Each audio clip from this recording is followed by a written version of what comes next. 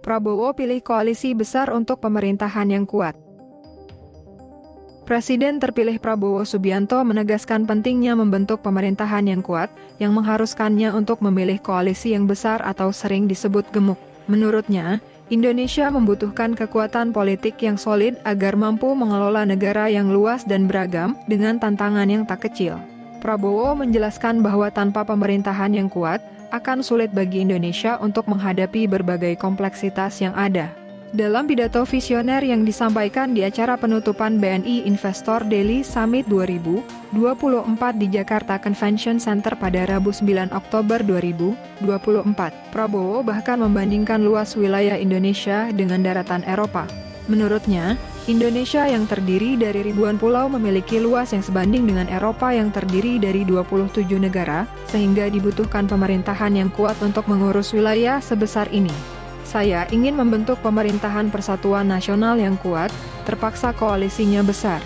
Nanti akan dibilang, oh kabinet Prabowo kabinet gemuk, banyak, ya negara kita besar, boom. Karena saya ingin membentuk pemerintahan persatuan nasional yang kuat. Terpaksa koalisinya besar.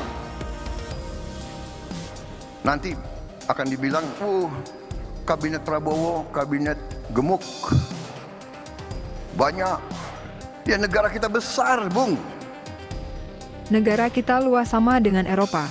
Eropa 27 negara, kita satu negara, kata Prabowo, menggarisbawahi bahwa Indonesia, dengan keragaman dan luas wilayahnya, membutuhkan struktur pemerintahan yang mencerminkan kompleksitas tersebut. Prabowo kemudian menguraikan perbandingan antara Indonesia dengan Timor Leste, negara tetangga yang jauh lebih kecil. Timor Leste dengan populasi sekitar 1,34 juta orang dan luas wilayah 15.000 km persegi, memiliki 28 menteri. Sementara Indonesia, dengan populasi 182 juta jiwa dan luas daratan mencapai 1,8 juta km persegi, memiliki 34 menteri dalam kabinet saat ini. Perbandingan ini menurut Prabowo menegaskan bahwa Indonesia membutuhkan lebih banyak menteri dan perwakilan, sejalan dengan skala dan keragaman yang ada. Kalau kita negara otoriter, hanya satu partai, ya bisa jalan negara ini hanya dengan 20 menteri, 24 menteri. Tapi saya harus merangkul semua kelompok, harus ada perwakilan, harus ada Indonesia Timur, Tengah, Barat, suku B, suku A. Ini Indonesia dan memang pekerjaan kita berat, tegas Prabowo, menegaskan bahwa perbedaan-perbedaan dalam masyarakat Indonesia harus diakomodasi dalam pemerintahan yang inklusif.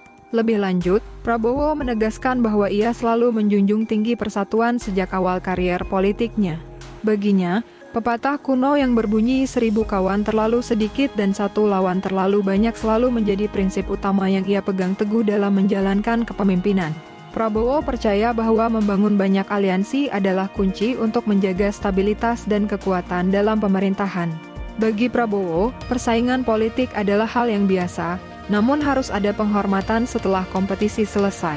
Ia mengibaratkan politik seperti pertandingan Olimpiade, di mana meski persaingan bisa keras, begitu pertandingan berakhir, persahabatan harus kembali terjalin.